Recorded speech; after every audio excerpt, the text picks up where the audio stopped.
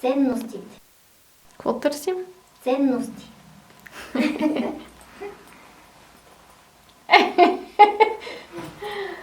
Така.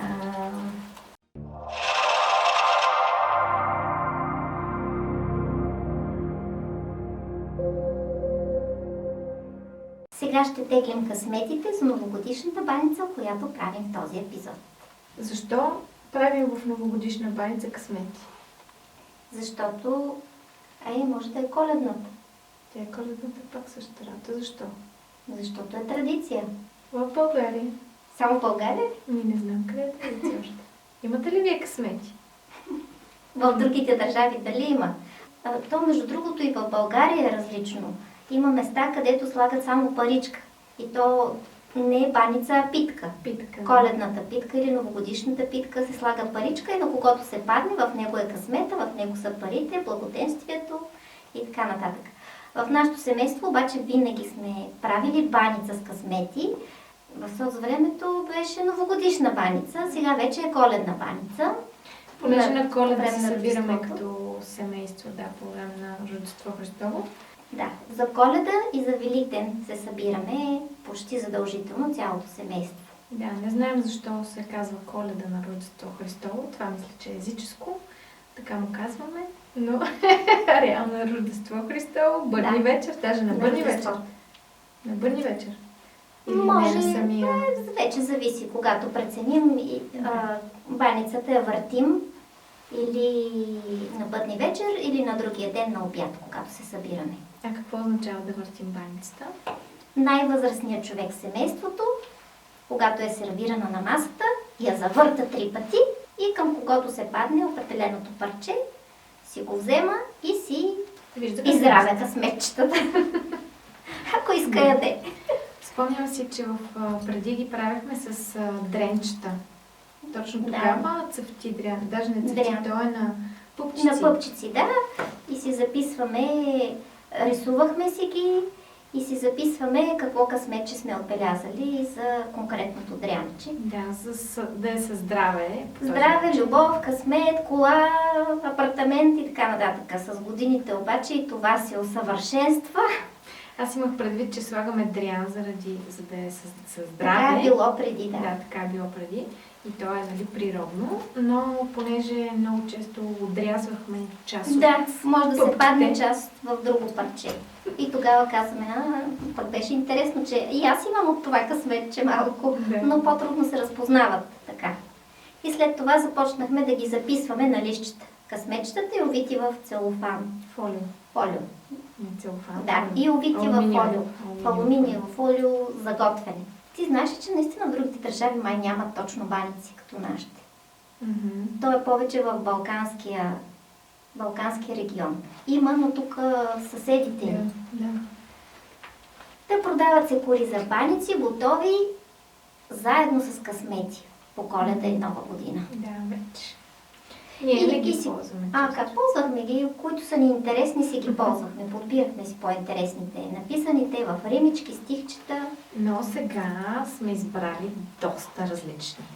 Не само сега, правили сме го за приятели. Не, семейството е примерно на Нова година. Така в момента празнуваме 2. Един път е Рождеството семейно, един път с приятели на Нова година. И ако си правим баница с късмети, тогава си теглехме някакви така интересни, мъдри късметчета. От книги с мъдрости. Сега сме избрали. Това е една миниатюрна поредица. И аз... Нарича се Дарявам ти щастие. Не поредицата, а конкретната. Те са с най-различни тематики, но аз някога, когато съм решила, съм си избрала тази книжка да си я купя, защото много сладурски вътре мисли има и сентенции подбрани. Това са хайко. Също може да има интересни. Японските хайко, понеже съм почитател. И много обичах още в тинейджърските години. Идеята на това да поднесеш интуитивно някакъв образ, някакво послание, което е отвъд думите. Заключено. Тоест има друг нюанс. Не са просто думите, а нещо, което трябва да уловиш. Това много ми харесваше. Тук имаме... Тук е послание на планетния логос, от учителя на мъдростта Вакло Штолев. Давани са през От 77 до 2006 2006 година. Да, така. И какво има още? Беззаветният завет не знам дали от него, но защото те са също посланието, но вече с тълкованията, които лекции, словата, които са изнасяни. Значи по-скоро не, там са чисто послания. Да. Там ще бъде. Агни Йога, тя е основополагаща за огнения свят, който нали, идва в аурата на планетата и на човечеството. Огнения свят, невидимите енергии, новата духовна вълна, това е подготовка за нея. Добре. Не трябва да изкарваме половин час, така че можем да започваме. Ето, започваме с миниатюрките. Мъничката книжчица. Трябва да изтеглим общо 8 късмета. За Супермен. За Супермен. Вау! За супермените от Супер М. И едно за нашата медия. Хоп, отваряме. Ето го. Късметчето. Открива и радост делника и древните неща. Добре. Да видим на кого ще се падне после. Така. Отворих две едновременно. Значи ще имаме едно. Това е глава. Значи другото се пада. Това е. Айде, прочети ти. Коя е възрастта на щастието? Аз мисля, че това е възрастта на живота. За всеки индивидуална, за всеки различна. Възрастта на звездите. Добре. Аз ли продължавам да тегля? Ти ще теглиш. теглиш? Айде. Да, вярно. Аз мога да тегля, ти ще ги четеш. Окей, добре. И така става, ти ги показваш първо. Добре. Трето. Третото. Да видим какво е то. Не са нужни дълги часове на медитация, за да се слеем с върховното таинство, което по всяко време е около нас. Достатъчно е дори само за миг. Разумът ни да отбележи цъфналото дърво, гората, обляна в багрите на есента, усмивката на дете. Добре. Хубаво. Първо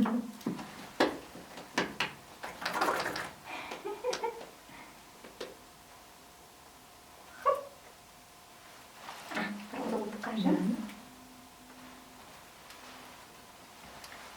Не е лесно да намериш щастие в самия себе си, а да го откриеш другаде не е възможно. Не е лесно да го откриеш себе си, но няма да го намериш другаде. Да. Така е. Ако не го намериш себе си... Да. Ако не го намериш себе си, няма къде. Четвърто. За бекилни, може би. Ще видим. Номер 4.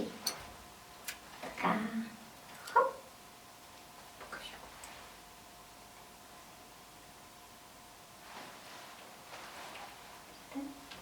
Щастлив съм, защото съм обичан. Юху! Това е бикини вече. Аз отворих без така да искам. Хоп. Пак цъфти в злато аленият мак и сякаш всяко ново утро ти шепти.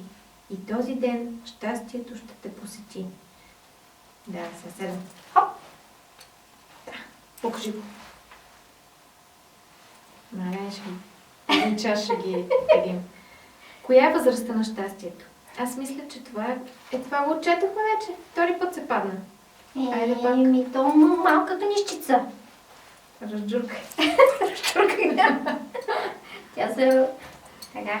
Отваряй по-в началото, по-вкъде. Ето тук. Покажи го. Всеки път забравяме да ги покажем. Себеуважението е философският камък, който превръща всичко в злато. Беднякът е богат с него, а богатият беден без него. Себеуважението. Много хубави картинки имат. Много сладурско направено. Трябва да го снимаш отблизо. Така. Това беше? Още едно остава. Хиху! Дълго. Едно дълго. Очаквам да мина през живота само веднъж. И за това, ако има някое добро, което мога да сторя, или внимание, което да проявя към друго човешко същество, нека направя това сега. Нека не отлагам и не се бавя, защото повторно не ще мина по този път. Да улавяме момента.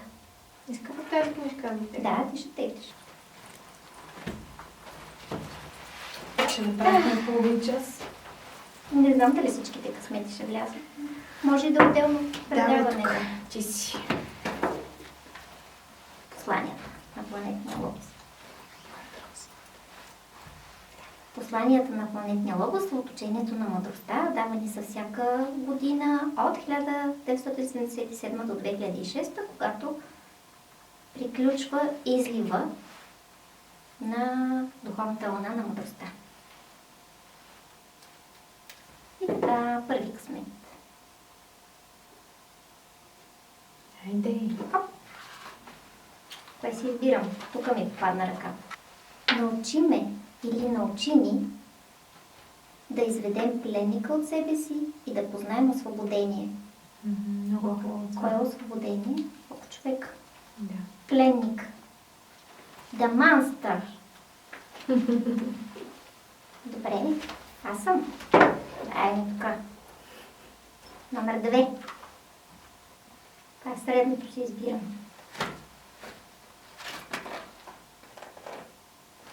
Това е посланието от 82 година. Сърце, което няма да плаче за обидените, а ще ги води при избора на утехата. Много е хубаво. Така.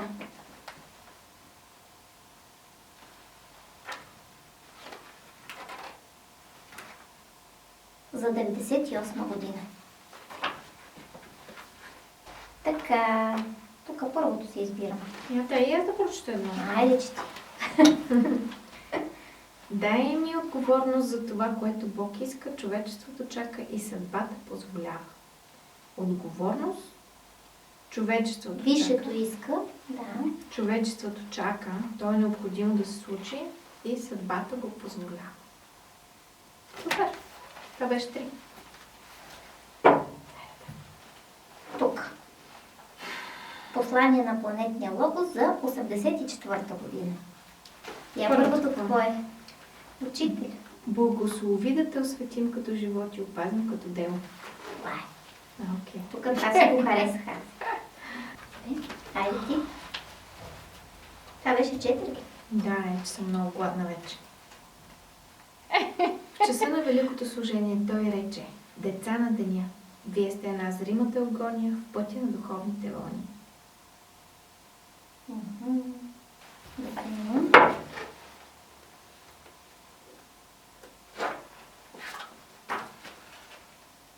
Какво се падна? 2003. Виж, тук ми падна пръст. Дай ни зрение за будност и слух за знание. Йохо! Планетният логос рече: деца на слънцето, на път сме. Вие ядете хляба на мъдростта, не събирайте трохите на миналото. Не, това е. Отворен е новият храм, там има олтар, трон и жезъл. Чакаме вашата жертвена дързост. 96. Ето тук ми е паднал пръст. Часът на отговорна святост и историческо бдение визове. Вау! Отговорна святост. Те тук И са историческо бдение. Много харц ти тук. Между другото, аз в един от материалите си точно това извеждам, че да си артист на СМ е сякаш малко по-различно от това да си артист към която и да е друга агенция, защото има метафизика, на която трябва да откликнеш съзнателно или не. То е като да си служител на нещо повече от себе си. Не просто да си артиста, който изявява себе си, а чрез себе си, чрез собствената изява, чрез собствената артистична проява, служиш на нещо по-голямо. На поднасяне на идеи. Още едно ли? Последно. Да. Последно. 80-та година, моята рождена година. Господи, Храни душата ми с добри дела и благородство. Води духа ми на молитва и смирено служение. Опази ме духом и телом. Амин. Тия в последните години са по-интересни обаче. Да, е нормално. Ето. Едно Тук последно. тази за него. 2002. Ето тук пак ми попадна пръста. Сътворението е идея за човека, когото трябва да надмогнем. Истината е победена съдба от човешката божественост. Животът е себеосъществяващият се Бог, изведена Божия човечност. Окей. Човешката божественост и Божията човечност. Когато се срещнат, имаме мировото и личното в едно или Бога-човек. Супермен. Трябва да изведем Бога от себе си. Или тигъра отвътре. Или Кундалиното. кундалини. Змията огън кундалини. Добре. Готови беше. сме. Благодаря. И следва рецептата. След половин час говорене. Ние ще го накълцаме.